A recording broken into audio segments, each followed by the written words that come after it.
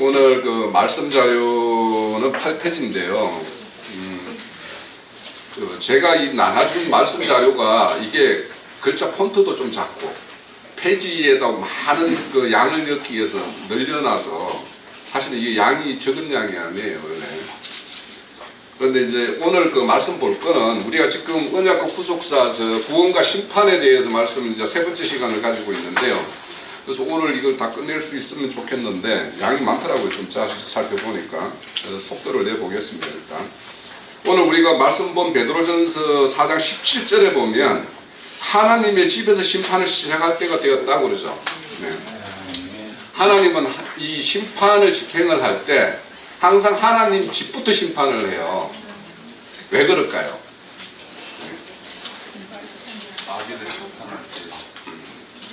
자, 이게 우리가 심판이라고 하면 늘 벌하고 이렇게 연결을 시켜요. 네? 심판 이꼴 벌. 그렇지가 않아요. 이 심판이라는 것은 상과 벌이 있는 거예요. 그러니까 우리는 늘 심판이라고 하면 벌만 생각하고 이 상이라는 것은 생각을 안 해요. 예?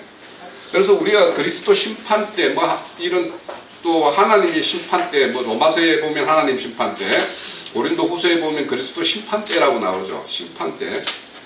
그 심판 때라는 게 이게 단상에 올라간다라는 뜻이에요. 그러면 우리가 단상에 높게 올린다라는 것은 벌을 줘서 다른 사람에게 본보기로 삼기 위해서도 이렇게 단상에 올릴 수도 있죠. 그렇지만 또 좋은 상을 이렇게 포상함으로 인해 가지고 남들에게 이렇게 본보기가 되게끔 하기 위해서 높은 단상에 올리죠. 우리 저는 그렇게 별 경험이 없는데 우리 형제님은 그런 경험이 많았던 것 같은데 상 받을 때 보면 이 단상에 올라가서 받잖아요. 그죠? 이와 같아요. 그래서 우리가 이 심판 이꼴 벌이라고 생각하는 걸로 우리는 그렇게 교육을 받아왔어요. 예전 교회에서. 그래서 믿는 자에게는 심판이 없다 이렇게 배워왔단 말이에요. 근데 오늘 말씀해 보면 하나님 집부터 심판한다고 그러죠. 그러니까 기존에 우리 믿는 자에게는 심판 없다라는 말은 틀린 말이에요. 그게. 네? 그러니까 하나님은 공의의 심판을 행해야지 내가 의롭고 선한 행위를 했으면 그에 합당한 상을 받을 것이고 그렇지 못한 거에 대해서는 내가 이렇게 징계를 받고 벌을 받는 것이 하나님의 어떤 공의의 심판이거든요. 그런데 오늘 말씀에도 이제 그렇듯이 그래서 이제 기존의 교회에서는 이제 심판이 없다라고 가르치는 그런 사람들한테는 베드로전서 4장 17절에 보고 이 말이나 이제 오늘 그 자료에 보면 에스겔서 9장이나 말라기서 3장에 보면 다 하나님의 집부터 심판한다고 그렇게 되어 있어요. 그래서 심판을 그렇게 집부터 행하고 온 이스라엘로 이렇게 심판을 하겠다라고 이렇게 나간단 말이에요. 자, 그러면 우리가 이제 심판의 기준은 뭐냐? 항상 하나님의 심판의 기준은 하나님의 의예요. 하나님의 의가 나의 의가 하나님의 의가 되어 있으면 그 사람은 하나님의 심판이 아니라 상을 받을 자죠. 그런데 하나님의 의와 상관없는 자기 의를 가지고 있는 사람들은 그게 하나님의 심판의 대상이 되겠죠. 네. 그래서 우리가 결국에는 사람이 새 사람이 됐다, 새로워졌다. 이런 말은 하나님의 어떤 의가 나의 의가 되었다. 이 말과 같은 거예요. 그래요? 그래서 우리가 이제 결국에는 하나님의 의가 나의 의가 된 것을 그 사람은 의로운 사람이라고도 이야기하고 그 사람은 하나님의 의가 생명이 된 사람이다라고 이야기를 하기도 해요. 그래서 우리가 이제 이 생명이라고 하면 하나님의 영광과 존귀가 그 사람을 통해서 나타나야 되는 거예요. 그래야지 다른 사람에게 이게 하나님의 왜냐하면 예수를 하나님의 형상이라고 그러죠. 그죠? 그러니까 하나님은 눈에 보이지 않아요. 영이기 때문에. 그런데 그분이 예수로서 나타나셨죠. 그러면 그분의 예수의 이 땅에서 삶 자체가 하나님의 형상이고 형상이에요. 원형이에요. 그러면은 그것이 우리의 형상이 우리가 하나님의 형상이 됐고 하나님의 생명이 됐다라면 예수의 모양이 우리를 통해서 나와야 되는 거죠. 그래야지 우리가 예수에 속한 사람이 되고 그의 어떤 생명이 된 사람이라고 할 수 있어요. 근데 이제 오늘 여기 보면 왜 하나님이 그러면 하나님 집부터 심판을 하느냐? 첫째는 불의한 세상을 심판하기 위해서는 하나님 집부터 심판을 해야지. 다른 사람들이 왜 심판주인 하나님의 집이 뭐 이 모양인데 왜 우리를 이렇게 벌하세요? 이럴 수가 없잖아요. 하나님은 그런 소리를 들을 수가 없잖아요.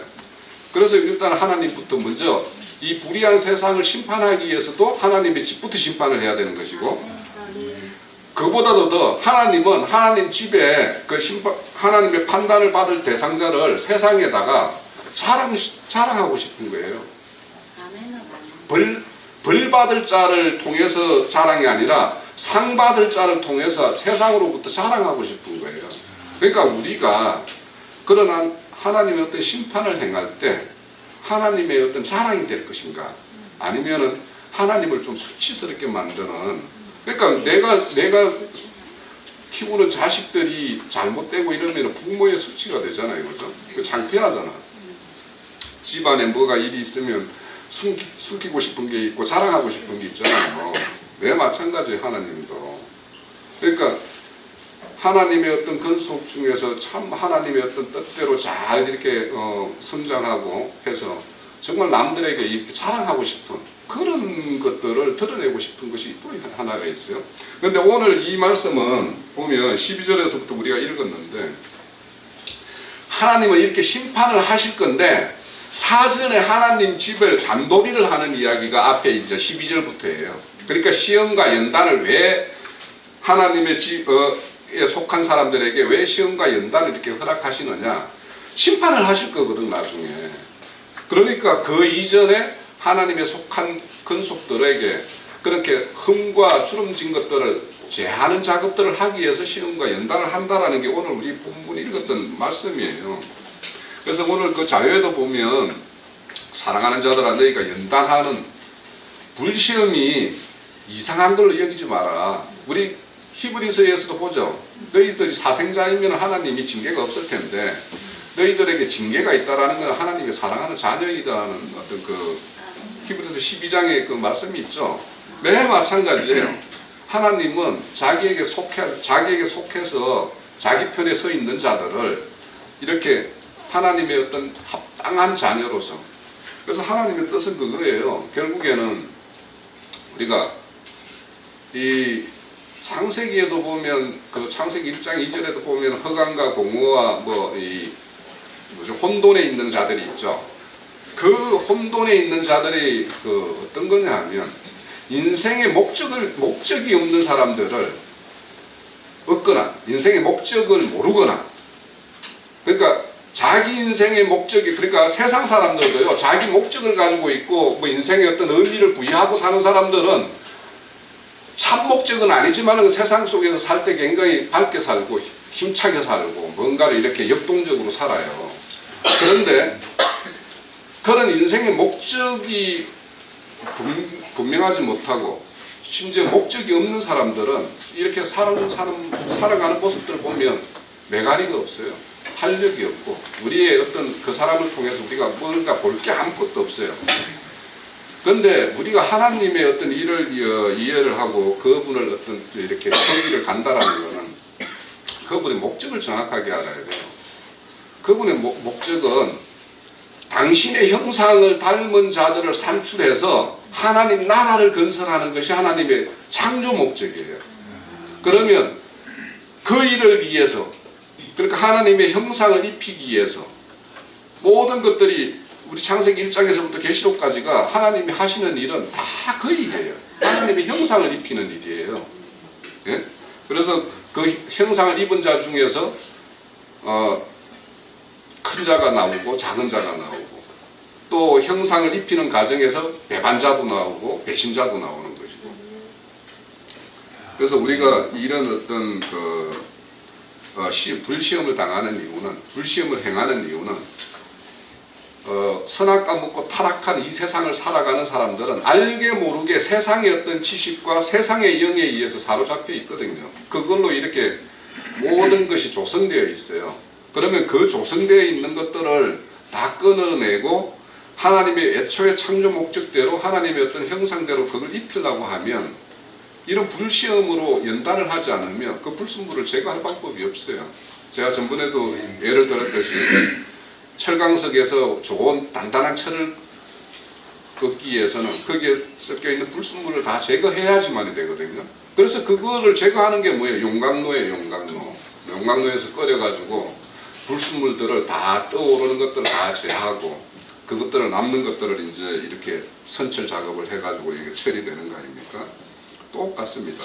그러니까 우리가 믿는 자라고 하면 이런 자연 만물의 어떤 일어나는 현상들을 보고 우리가 하나님의 일이 어떻게 진행되는지 그 중에 우리는 어느 어떤 보폭으로 이렇게 걸어가고 있는지를 우리는 우리 스스로를 좀 볼 필요가 있죠.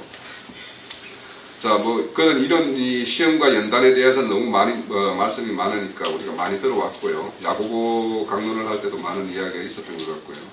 근데 여기 하나님의 집부터 이렇게 심판을 한다라는 말씀이 어디서 이렇게 인용되었냐 하면 에스겔서 9장에서부터 인용된 거예요. 그래서 자료가 없으시니까 에스겔서 9장을 찾아볼게요. 9장.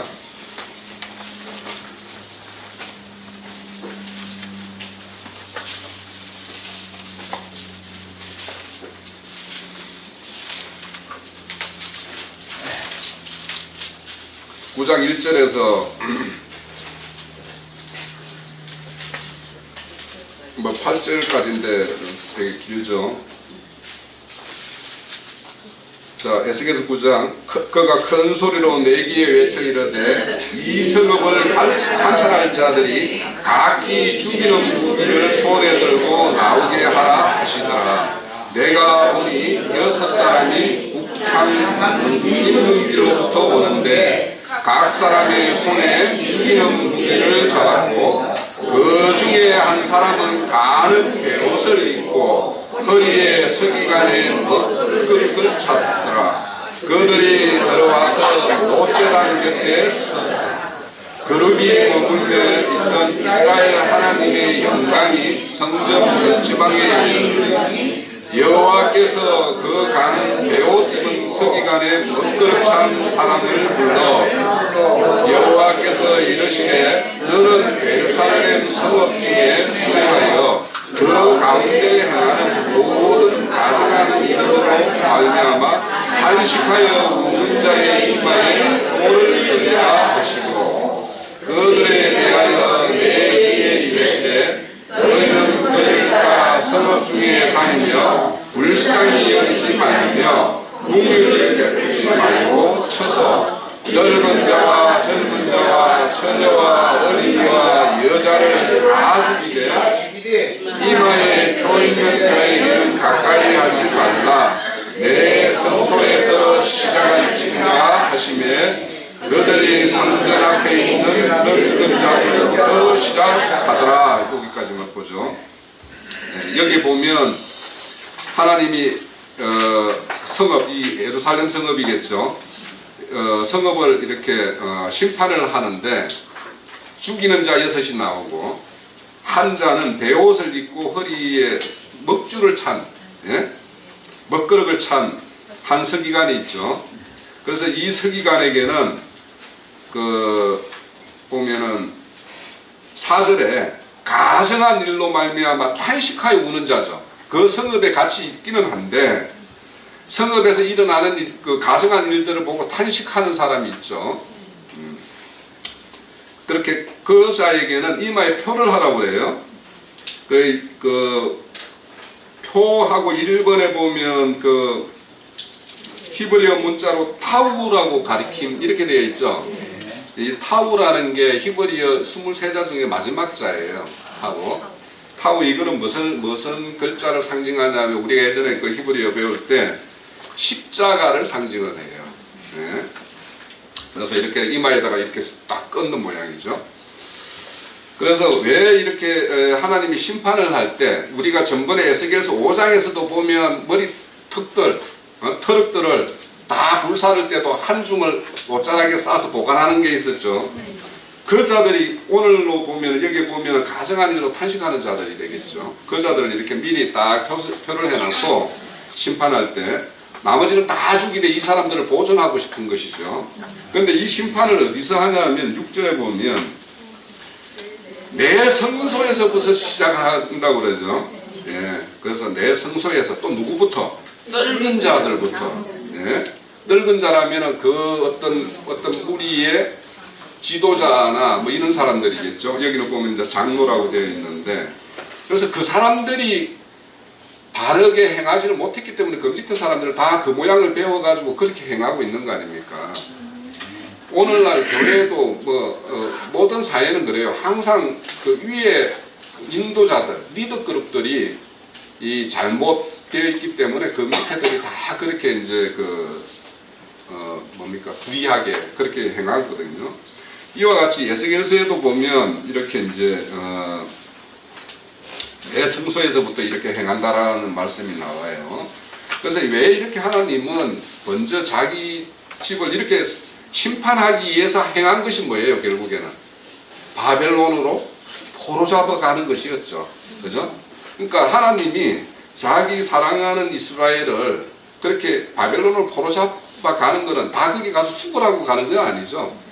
거기 가서 너희들의 어떤 실상들, 바벨론은 지금 예루살렘보다도 원래 바벨론이 귀신의 처소죠. 모든 우상의 그 근거가 바벨론에서부터 시작이 돼요. 그죠? 그래서 거기 가서 우상의 소굴에 가가지고 그들이 그러면 자기보다 더 악한 일을 하는 걸 보면 왜 쟤들이 저 짓을 할 거 아닙니까? 그러면 자기들이 거기 오기 전에 행했던 모습들을 자기 스스로를 성찰할 수 있는 시간이 되겠죠. 그래서 그렇게 자기 모습들을 보고 돌이켜서 돌아올 자들을 돌아오게 하기 위해서 바벨론을 포로로 보냈어요. 그러니까 이게 바벨론을 보낸 것은 분명히 심판이지만 심판 속에서도 그들을 다시 정결케 하고 다시 회복케 하기 위해서 이런 일을 행한다라는 거예요. 그래서 우리가 이제 이렇게 하나님께서 뭔가 사랑하는 자이지만 그들에게 나오는 어떤 불의를 이렇게 정하기 위해서는 베드로전서에서 볼 때 우리 불시험이나 바벨론으로 포로를 잡아가는 이런 에스겔 선지자는 그 포로를 같이 갔던 선지자죠. 그렇게 이렇게 행하는 이유가 우선은 자기 근속들을 정결케 하기 위해서 하는 것이 1차적인 목적이에요. 자, 말라기서에도 보면 똑같은 말씀이 나와요. 말라기서 3장이요.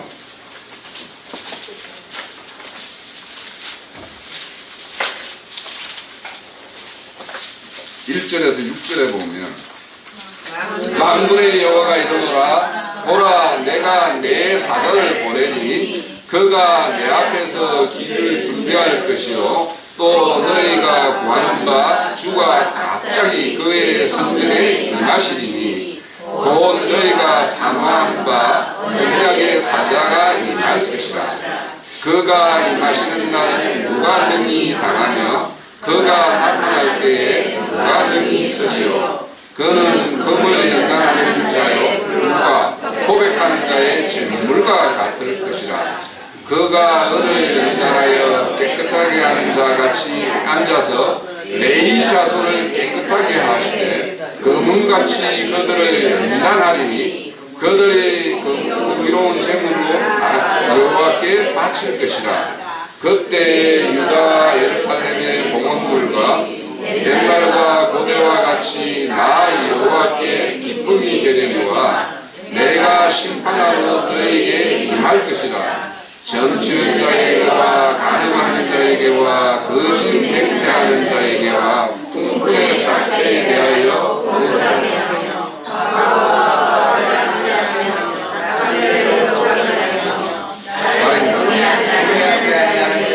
속히 전하느니라. 만군의 여호와가 말하느니라. 나 여호와는 변하지 아니하노니 그러므로 야곱의 자손들아 너희가 소멸되지 아니하니라. 네.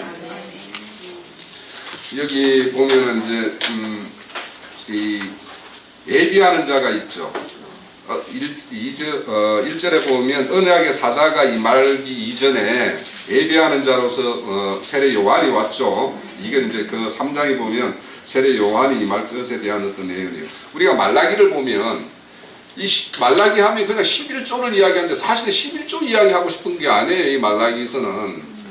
그 당시에 그 제사장의 어떤 불의한 걸 고발하는 것이 이 말라기서예요. 그래서 이 말라기서는 너희의 시대를 다 끝내고 새로운 시대, 그러니까 이 언약의 사자가 다시 올 그 시대, 그 시대를 예언하는 마지막 서예요, 이게. 말라기서는.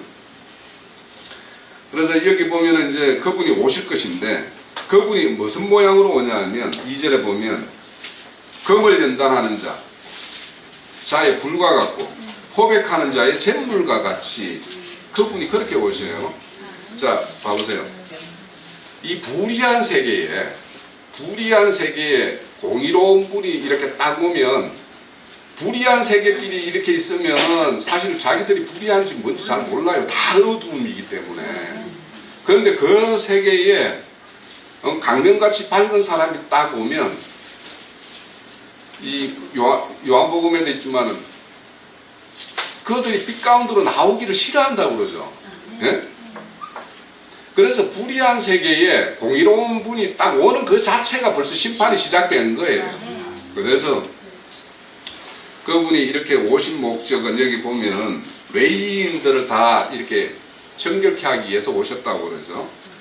그런데 외인을 정결케 하기 위해서 왔고, 그 정결케 하기 위한 그런 시험과 연단에 잘 수긍하는 사람은 여기에 보면은 금은을 연단하는 것과 같이, 또 포백하는 재물과 같이 좋은 하나님으로서 이렇게 맞이가 되겠지만, 그 밑에 보면 5절에 보면 점치는 자, 간음하는 자, 거짓 맹세하는 자, 이 사람들에게는 다 심판인 거예요. 그런데 겉으로는 이런 사람들이 예수를 심판하는 모양이죠. 십자가에는 달기는 예수가 달렸잖아요. 겉으로는 겉모양은 그렇게 달렸지만, 하나님이 왜 그러면 예수님 이 땅에 오셔서 십자가를 달리셨는가? 예수의 십자가에 달림은 이 불의의 세계를 겉으로 다 드러내는 것이 십자가 사건이기도 해요. 그러니까 불의가 다 드러나는 것 자체가 심판이죠. 그죠? 네, 그 다 나의 불의가 다, 내가 불의가 있으면 다 숨기고 싶은데, 내가 재판에 이렇게 재판석에 서게 되면 내 불의가 다 드러나잖아요. 그래서 그 자체가 드러나면은 거기에 따라서 형벌이 주어지죠. 뭐 몇 년 이런 식으로. 그러니까 그 자체가 드러나는 자체가 심판인 거예요. 그러니까 이 공의로운 이 예수 그리스도가 이 땅에 오심 자체가 바로 심판의 시작이에요. 예. 그런데 여기 오신 이유가, 그런데 이 심판을 할 때 어디서부터 해요? 여기도 레인 자기 성전부터 심판을 한다라는 거 아니에요. 예. 그래서 이렇게 하나님이 이 행하시는 어떤 심판은 자기 집에서 이렇게 행하는 이유는, 그러니까 이 땅에서 왜 믿는데 내가 왜 고단해, 내 인생이 왜 고단해 하는 것이 여기 다 답이 있는 거예요. 금방 읽은 이유가. 그러니까 뭐냐면 포백해야 되고, 자기 자녀로서 포백해야 되고, 연단해서 금은처럼 어떤 가치 있는 어떤 그런 보석을 만들어야 되기 때문에 그 일을 행하려고 하니까 시험과 연단이 오고, 연단이 오니까 고단한 거예요. 그러니까 이게 내가 이 땅에서 하나님의 어떤 자녀로서 살아가면서 내가 왜 다른 사람보다도 왜 안 풀려? 어떻게 하나님 믿는 사람들이 더 고단해? 이거에 관련된 선지서가 있어요.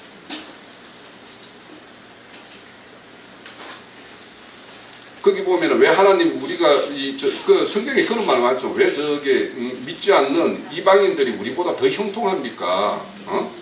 그런데 내가 성전에 들어갔을 때 내가 미끄러질 뻔했다고 그러잖아요. 그는 현상을 보고. 그런데 마지막 날에 보니까 그들의 마지막 날, 예? 거의 심판의 날이죠. 그러니까 우리는 심판을 알고 있으니까 그들의 마지막 날을 우리는 알고 우리의 마지막 날도 알아요. 그러니까 우리는 이 길을 가는 거예요. 지금 현재의 어떤 이 땅의 삶이 좀 고단해도. 예? 자, 베드로전서 다시 가면 3장, 우리가 4장 13절에서 14절에 보면 그리스도의 이름으로 치욕을 당하는 자의 복이 있는데, 그런 자에게는 하나님의 영광의 영, 예? 하나님의 영이 그 위에 계신다고 그래요.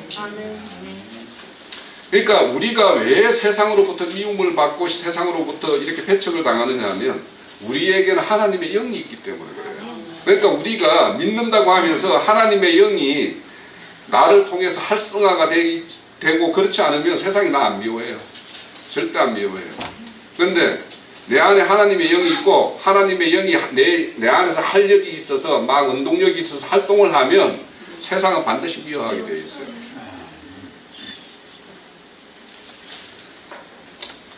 그래서 핍박받는 자에게 하나님은 그 핍박받는 자에게 보응을 하시죠. 반드시. 그래서 계시록에 보면 계시록 6장에도 보면 제단 밑에서 신원하는 자들이 있죠. 네? 그런 자들에게 반드시 신원을 해주시는 분이니까 그래서 우리는 이 심판을 이야기할 때 우리는 상을 생각을 해야 돼요. 네? 상을 생각하는 그런 사람이 돼야 되고 그래서 우리 말씀 중에는 나로 인해서 욕과 핍박을 받는 자에게 복이 있다. 또 네가 하나님 나라에 가려면은 환난을 겪는 일이 있을 것이다. 이렇게 이야기도 하시고 골로새서 2장 24절에 보면 너희들의 괴로움과 기쁨을 그리스도의 남은 고난을 채우는 일에 교회를 위해서 내 육체에다 채우라고 이야기를 해요.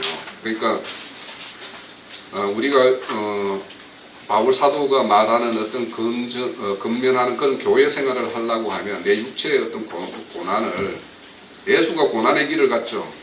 그와 같이 우리도 그런 어떤 고난이 있을 수가 있어요. 그런데 우리는 너무 좋은 시대를 살기 때문에 그런 것이 이렇게 말씀이 실감이 나지 않지만 바울 사도가 살던 그 초대 교회 시대에는 믿는다라는 그 자체가 늘 그냥 이 고난이고 심판이고 그렇죠. 왜냐하면 유대 사회에서는 그 예수는 이단의 개수였기 때문에 그 이단의 개수를 따르는 자들에게는 이 날품팔이를 할 수 있는 그런 일자리도 안 주는 정도로 그렇게 그 사회에서 배척을 당했기 때문에 우리가 상상하는 우리가 지금 믿는 사람이 당하는 이런 고난하고는 비교할 수도 없어요. 그래서 우리는 너무도 좋은 시대에 살기 때문에 자, 그런데 이렇게 우리가 이 믿는 자로서 신앙생활을 하는 과정에서 이런 괴로움과 힘든 일이 이렇게 올 때 우리가 이것을 이겨내는 것은 예수님이 이 땅에 오셔서 그분이 당한 고난을 생각해 보면 우리는 좀 견딜 수가 있어요.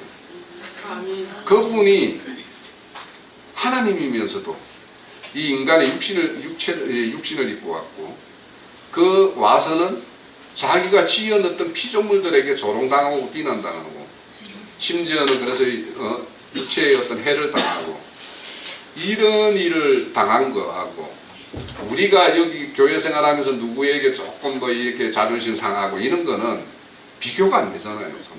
예? 그분은 하나님이고 창조주신데 그 자가 피조물에게 와서 그런 걸 당했는데 우리는 거의 동급이잖아요. 거의 동급이에 뭐 좀 수모도 좀 당하고 못들 소리도 듣고 이런 거야. 뭐 이런 예수의 어떤 그런 고난에 비하면 아무것도 아니죠, 사실은.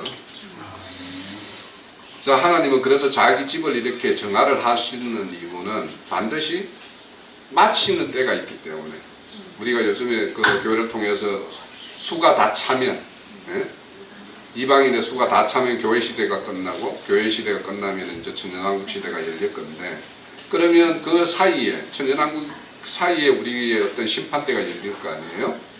그러면 그때 그 심판석에 어떤 모양으로 우리는 설 것인가?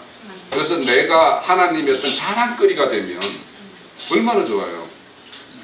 집에 자녀들 키우다 보면 애 먹이는 자녀도 있고 저 같은 경우도 그래요. 뭐 애 먹이는 친구도 있고 그래도 좀 잘 커주네 고맙네 하는 딸도 있고 그래서 그런 거 보면 참 이 부모의 뜻대로 자라주는 것이 얼마나 그 큰 효도인지를 우리는 알잖아요. 근데 금방 거기서도 이제 앞서도 에스겔서에서 보면은 베옷을 입은 서기관이 있죠. 베옷을. 그 베옷을 입는다는 자체가 벌써 이제 하나님 앞에 회개하는 자세고 통회하는 마음으로 이렇게 서는 어떤 그런 서기관의 모습인데 계시록 11장에도 보면은 두 증인이 그 주 하나님의 성전과 제단을 이렇게 청량하고 42달 동안 짓밟게 내버려두죠. 근데 이 두 정인이 뭐냐면 베옷을 입고 1260일 3년 반을 애언을 하죠. 그러면 이 애언이라는 건 마지막 애언이잖아요. 이 두 정인의 애언은. 그래서 우리의 정언도, 우리 교회의 복음의 선포도 이 시대의 마지막을 고언하는 이런 어떤 말씀의 선포예요, 사실은. 근데 왜 이 두 정인을 어떤 것을 정언을 했기 때문에 죽였을까? 소돔과 고모라와 같은 그 성읍들이. 이 두 정인으로 우리가 재판하는 것을 찾아보면요. 신명기 19장 15절을 한번 찾아보세요. 이 자료가 없으니까 확실히 시간이 많이 걸립니다. 신명기 19장 15절에 보면 사람의 모든 악에 관하여 또는 모든 죄에 관하여는 한 정인으로만 정할 것이 아니요 두 정인의 입으로서 또는 세 정인의 입으로서 그 사건을 확정할 것이라고 그러죠. 그러면 지금 두 정인이 서서 뭔가를 이래 정언을 했다라면 그 시대, 그러니까 이 계시록 11장의 그 두 정인이 그 하나님의 어떤 성전을 다 청량하고 그들을 이방에 밖에 내버려 두는 어떤 그 시대의 애언이라는 것은 그 시대 사람들의 정죄의 심판을 선고했기 때문에 그들이 얼마나 듣기가 싫었겠어요. 그죠? 그러니까 너희들이 지금 행하는 이 행실이 지금 하나님으로부터 심판받을 수밖에 없는 것이다라고 계속 선언을 하고 그거를 책망하고 그걸 드러내는 일을 하니까 이 두 정의를 죽이는 거예요. 그러니까 오늘 우리도 이 시대의 교회의 어떤 실상들을 자꾸 그런 것들을 이렇게 교회를 통해서 이렇게 선언을 하니까 다 듣기 싫은 거예요. 거기에 조금이라도 동조되는 사람들에게는. 그래서 이 두 정인이 선고했던 그 타락한 성읍의 어떤 하는 거는 최고장이에요. 너희들이 지금 돌이키지 않으면 하나님이 심판하는데 너는 반드시 불심판을 당할 수밖에 없다라는 그런 최고장과 같은 이런 정언을 했기 때문에 죽이는 거예요.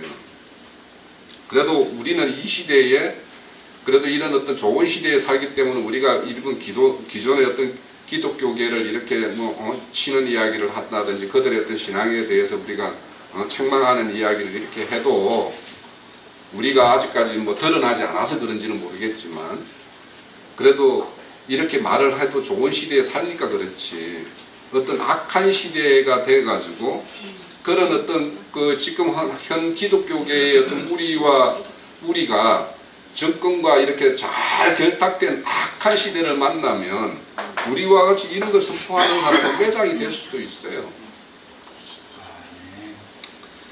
자, 그렇게 심판이라는 것은 이렇게 예고되어 있고 우리 누구도 믿는 자든 안 믿는 자든 피할 수 없는 것이 하나님의 어떤 심판대에 서는 우리들의 어떤 모습들입니다.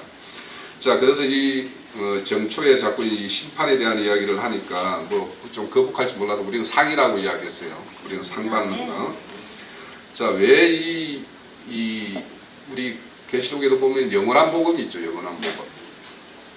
영원한 복음이라는 것은 심판의 복음이에요. 결국에는 추수의 복음이기 때문에 그래서 우리가 교회를 통해서 선포되는 이런 말씀들은 여기에 맞춰질 수밖에 없어요. 그러니까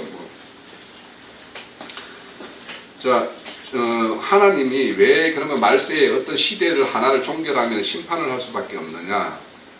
하나님은 하나님의 뜻이 담겨있는 말씀대로 따르고 하나님이 요구하는 것들을 행하기를 원하시는 게 그분이 우리에게 원하는 거예요.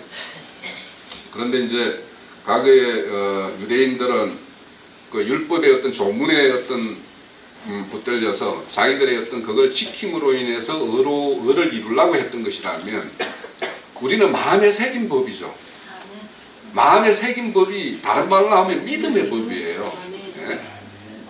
그리고 그 믿음의 법이 더 있고 숙성이 되면 그게 생명이 되는 거예요. 그러니까 우리는 뭘 어떻게 해서 뭘 지키고 뭘 하기 위해서 하는 것들에 대해서는 이따가 보겠지만, 마태복음에 보면 오른편 양과 왼편 염소가 나오죠. 그거 보면 그 두 가지의 갈림이 딱 나눠지는 이유가 있어요. 그러니까 생명이 안 된 상태에서 내가 뭔가를 행한 거는 내가 이 일기장에 막 적듯이 기록을 해놔야 돼요. 그런 신앙을 해요. 그래서 과거에 내가 어떻게 행했는데 뭘 어쨌는데 이런 사람들 말 들을 거 하는 것도 없어요. 그러니까 왜냐? 그거는 생명이 안 된 상황에서 막 자기 의지를 들이고 결단을 들여서 막 뭔가 행했던 것들이니까 기억을 하고 있는 거예요. 근데 내가 숨 쉬는 것처럼 그냥 호흡처럼 이렇게 행하는 것들은 기억이 할 이유가 없어요. 내가 어제 어떤 숨을 쉬었는지 뭐 기억합니까 지금 우리가 다? 우리가 늘 물 마시듯이 마시는 물이라면 그 물을 내가 어제 무슨 물을 마셨는데 뭐 마셨는데 막 이런 거 뭐 다시 뭐 기억하면서 먹습니까? 가라면 먹는 거고 뭐 이런 거죠. 자연스러운 순리죠. 그러니까 생명이 됐다라는 거는 내가 자연스럽게 먹고 싶어서 먹고 행하고 싶은 것도 그냥 그대로 그냥 자연스럽게 그냥 행해지는 것들이에요. 그래서 그분은 우리를 자비와 긍휼로서 우리의 어떤 죄를 사해 줬어요. 그래서 우리가 이걸 구속이라고 그랬죠. 지금은 그분의 은혜로서 우리를 현재 구원을 이루어 가고 있어요. 그래서 은혜의 가장 큰 선물은 뭐예요? 성령이죠. 그래서 성령의 어떤 그분이 우리의 임재에 의해서 우리는 그분의 은혜 가운데서 우리는 지금 구원을 이루어 가고 있어요. 그래서 우리가 하나님은 이런 어떤 세상의 어떤 모든 시대를 겸용할 때 결산을 한단 말이에요. 결산을 할 때 그때 뭐냐면 하나님의 유업과 영광에 참여할 자와 참여하지 못할 자로 나눈단 말이에요. 그러면 이런 목적을 위해서 예수는 이 땅에 오셔서 구속을 이루었고 또 이런 목적을 위해서 지금 그 영이 되셔서 우리에게 어떤 진리의 말씀으로 찾아오셔서 우리의 어떤 속 생각과 마음들을 이렇게 바꿔가고 있어요. 그리고 그런 과정에서 우리 안에 기존에 조성되어 있던 마귀의 속성들을 이렇게 제하고 하나님의 어떤 선하고 의로운 어떤 성품들로 이렇게 채워가고 있는 작업을 해요. 그런데 이런 것들을 그런 어떤 그분의 어떤 육신으로 오셔서 대속과 또 지금은 이제 은혜의 성령으로 오셔서 어떤 구원을 이루어가는 이것을 거역하면 아니 심판을 안 할 수가 없잖아요. 그래서 구속과 구원 그 이면에 동전의 양면과 똑같아요. 그래서 내가 구속과 구원의 편에 서느냐 아니면 심판에 서느냐는 동전 앞뒷면과 같아요. 자, 하나님의 심판대와 그리스도의 심판대에 대해서는 우리가 너무도 요즘에 많이 증거되고 있기 때문에 잘 이렇게 우리가 익혀가고 있죠. 근데 어제 보니까 우리 박영재님이 양심에 대해서 이렇게 글을 올리셨던데 잘 봤습니다. 근데 하나님이 이제 믿는 자에게는 어떤 생명의 어떤 성령의 법에 의해서 이렇게 심판을 하지만 이 가라지단에 묶인 자들 있죠. 가라지단. 이 가라지단이라는 거는 뭐냐면 겉으로 보면 잘 믿는 사람이에요. 옛 모양은 그렇지만 그들은 어떤 종교적 율법적인 법, 이 법과 자기의 어떤 마음의 양심의 법, 이 법에 의해서 이제 판결을 받게 돼요. 그래서 종교인이나 가라지들이 왜 배의 심판을 받느냐 하면 그들은 자기 마음의 율법과 종교적인 율법 두 가지를 다 챙겨가지고 있기 때문에 그거에 의해서 두 배의 심판을 받는 거예요. 자, 고린도후서 5장 10절에 보면 이제 그리스도 심판대 우리는 너무도 많이 들었으니까 근데 그 심판대라는 말이 그 헬라어 베마예요. 베마. 걸어 올라가는 곳, 안상 이런 뜻이에요. 그러면 심판대에 선다라는 거는 벌 아니면 상이겠죠, 그죠? 네.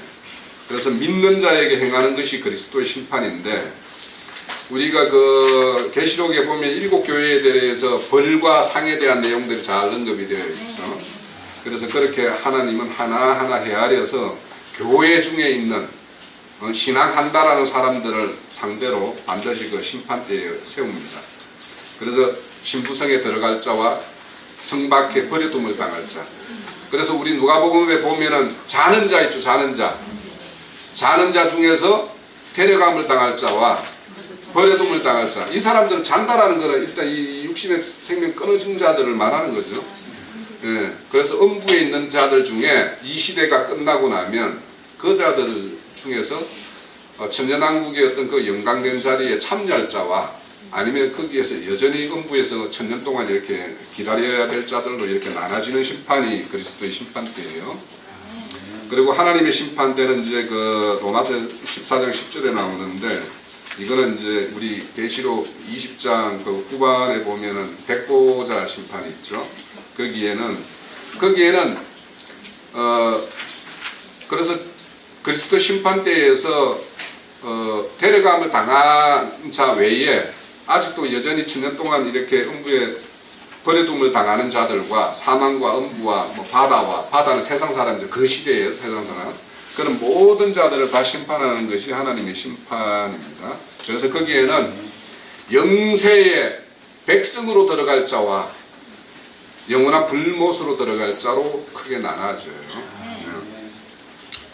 자, 그리스도의 심판대의 모습을 우리가 좀 엿볼 수 있는 것이 마태복음 25장에 가면 세 가지 이야기가 나오죠.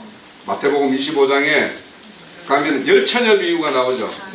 그러면 거기에 열처녀 중에서 보면 덕만 준비되어 있는 5처녀가 있고 등과 기름이 준비되어 있는 5처녀가 있죠. 그것을 어떻게 볼 수 있냐 하면, 덕만 준비되어 있다라는 것은 십자가의 구속만 받은 신앙을 추구하는 사람들이 덕만 준비된 자들이에요. 그런데 거기에서 기름까지 준비된 자들은 기름이라는 것은 뭐예요? 속을 다 이렇게 채우는 거죠. 거룩한 것으로 그 사람의 어떤 속사람을 채워 있는 사람들이 덕과 기름이 다 준비된 사람이에요. 그러니까 우리가 어떤 덕만 준비된 사람들은 신부성에 못 들어갔죠. 그죠? 신랑이 왔을 때 이와 같이 지금 이제 우리 금기름 붓는 집이라는 이름이 명명된 것도 이거와 상관이 있어요. 그래서 아직까지 덕만 준비하고 기름을 준비하지 못한 자들은 이어 와서 이 진리의 말씀으로 그 사람의 어떤 인격이 바뀌어야지 그 기름이 준비되는 거죠. 이와 같이 그렇게 대별해 볼 수도 있고, 그 다음에 이어지는 이야기가 달란트 비유예요. 5달란트, 2달란트, 1달란트. 이거는 뭐냐면 하나님의 사람으로서 그 하나님의 사역에 충성되게 했는지 안 했는지예요. 그래서 이게 그리스도 심판대의 핵심이에요, 사실은. 여기가. 그래서 뭐냐? 내가 충성되게 일한 자. 그래서 주인의 집에 충성되게 일할 자, 때에 따라 양식을 나눠줄 종이 누구냐 이렇게 묻죠. 예? 그래서 때에 따라서 양식을 나눠줄 수 있는 충성된 종으로서 일을 한 자들에게는 5달란트를 가지고 5달란트 남긴 그 종이죠. 또 2달란트로 2달란트 남긴 종이죠. 그런데 한 달란트를 이렇게 땅에 묻어놓은 종은 결국에는 그 사람은 자기 어떤 하나님의 어떤 유업을 받을 수 있는 어떤 그런 충성된 사역에 참여하지 못한 자들이에요.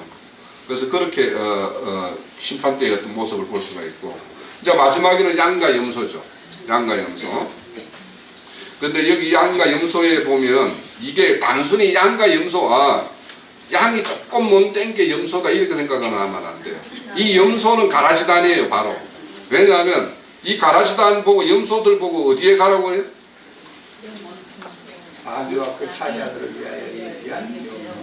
영원한 불못에 들어가라고 이야기해요. 불심판이 내려지는 게 염소무리예요. 이 염소무리가 그들이 하는 거 보면은 주님이 배고플 때 먹을 것도 줬고, 뭐 헐벗었을 때 입을 것도 줬고, 어디 옥에 갇혔을 때 이문도 했고 막 다 했다라고 하는 거예요.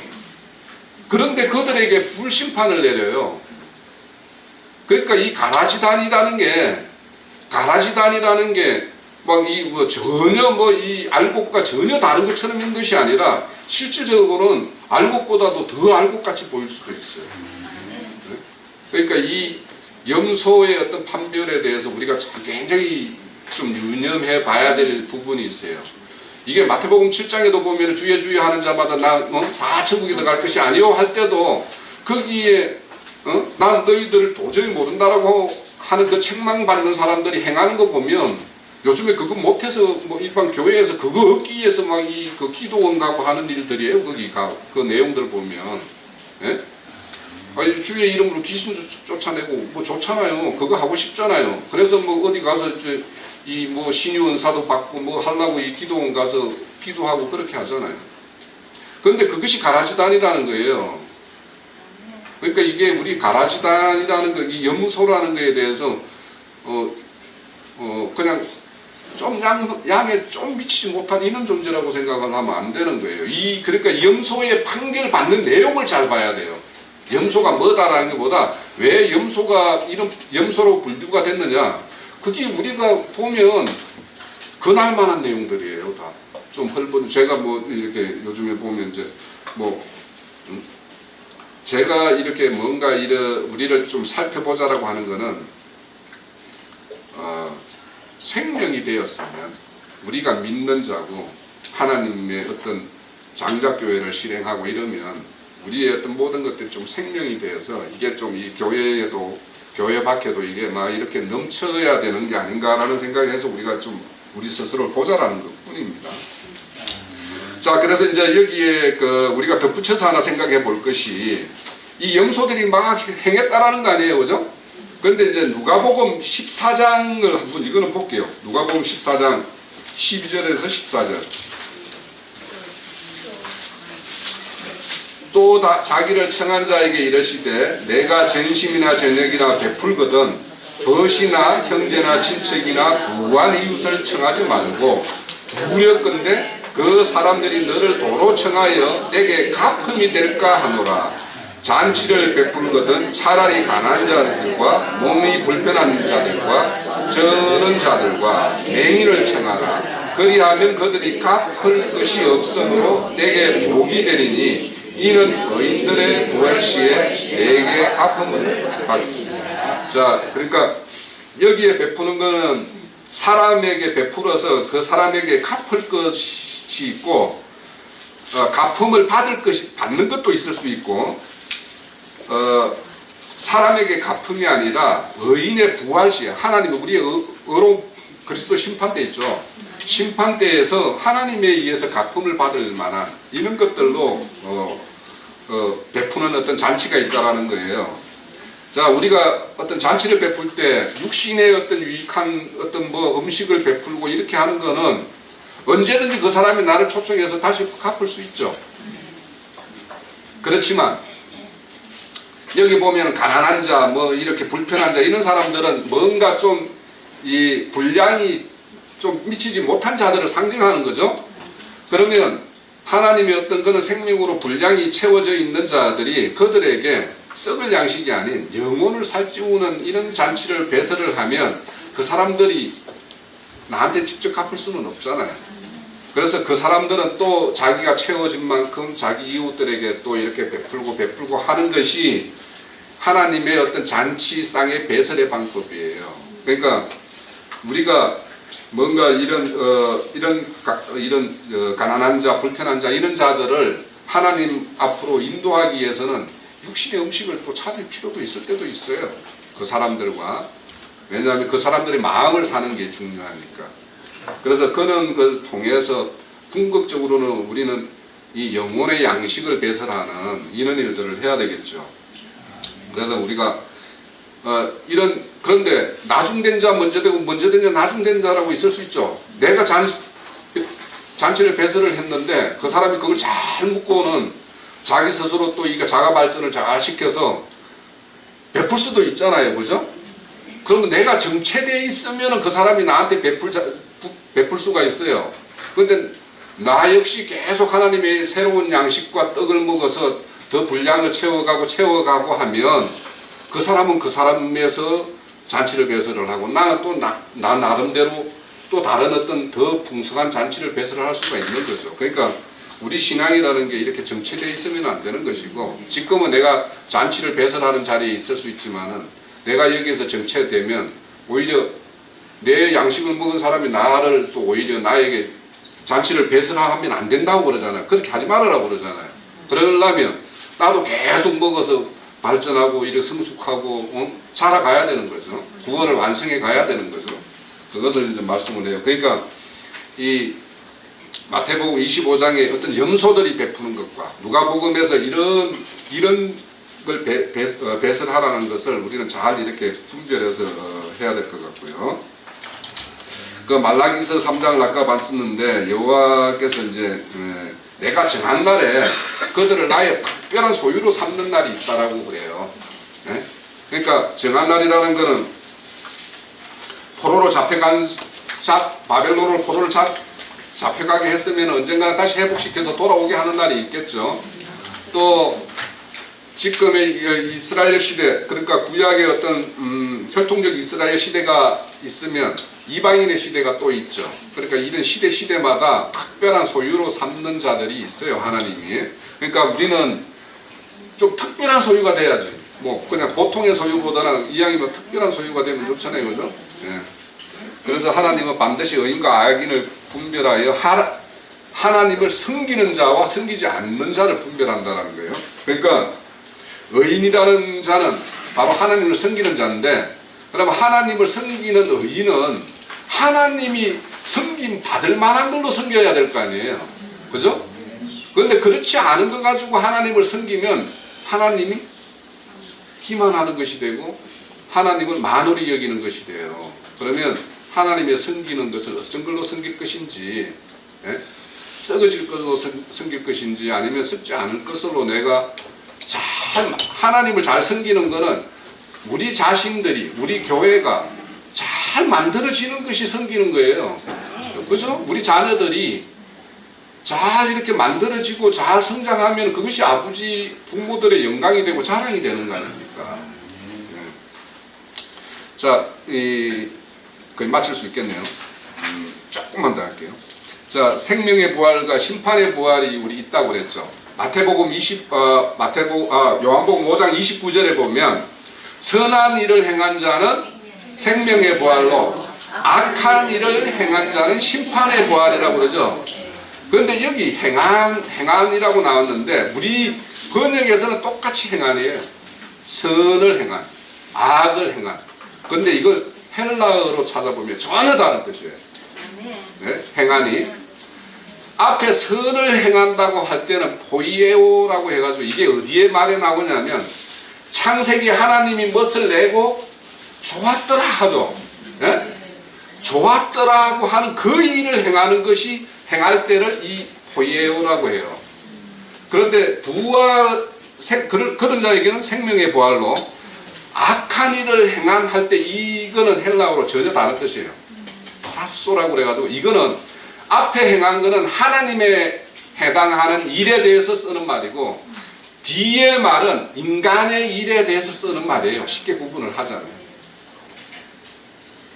그러니까 악한 일이라는 것은 인간들이 앞서서 말했듯이 하나님에게 좋게 한다라고 지 나름대로 막 자기 소견대로 행했는데 하나님이 난 너희들이 도저히 어디서 왔는지 모르겠다라는 하는 자와 네가 뭐 헐벗었는데 줬다 뭘 했다라고 하는데 난 그럼 모르겠다라고 하는 그 자들이 행한 것이 이게 악한 일이에요.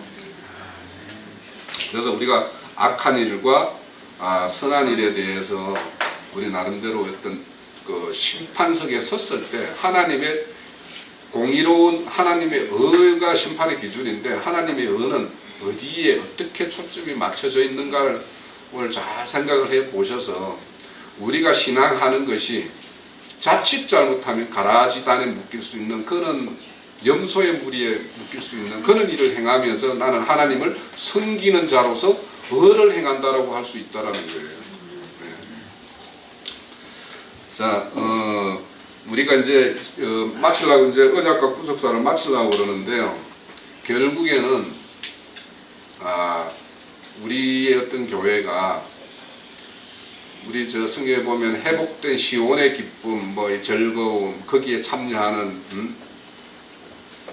그런 말이 많이 나오는데 우리 근기름 붓는 집이 회복된 시온의 기쁨과 안식이 있는 교회여야 돼요. 그죠? 그런 교회라고 믿으니까 우리는 여기에 몸을 담고 있어요. 네. 자, 그래서 우리가 하늘의 장자교회라고 우리가 교회의 이름을 명명하고 있어요. 그렇다면 우리 교회는 천국의 요소로서 기쁨과 평안이 이 교회 안에 충만해야 돼요. 네.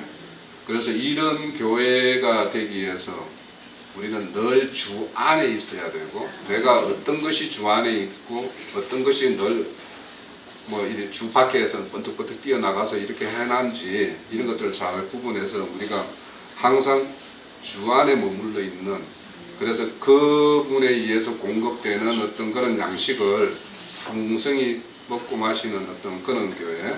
그래서 내가 먹고 마신 만큼 생명이 되어서 나를 통해서 하나님의 영광과 존귀가 이렇게 흘러나와서 서로 드러내서 저 형제 저 자매 보니까 하나님이 막 그냥 하나님 모습이 보이네. 그런 어떤 모습들이 나와야 되고, 또 우리가 신앙이라는 것이 형식이 아니잖아요. 우리는 내용이잖아요. 그러려면 그 내용을 채우고 내용을 바꾸기 위해서는 또 치열함이 있어야 돼요. 그래서 그냥 뭐 때에 따라서 그냥 이렇게 할 것이 아니라 내 스스로가 그 치열함 속에다가 나를 좀 집어넣어서, 그래서 우리가 어떤 하나님의 어떤 구속과 언약에 거기에 합치되는 그런 교회, 우리 교회의 지체들, 그런 교회가 되는 오늘 2020년이 되도록 그렇게 아름답게 지어가십시다. 네.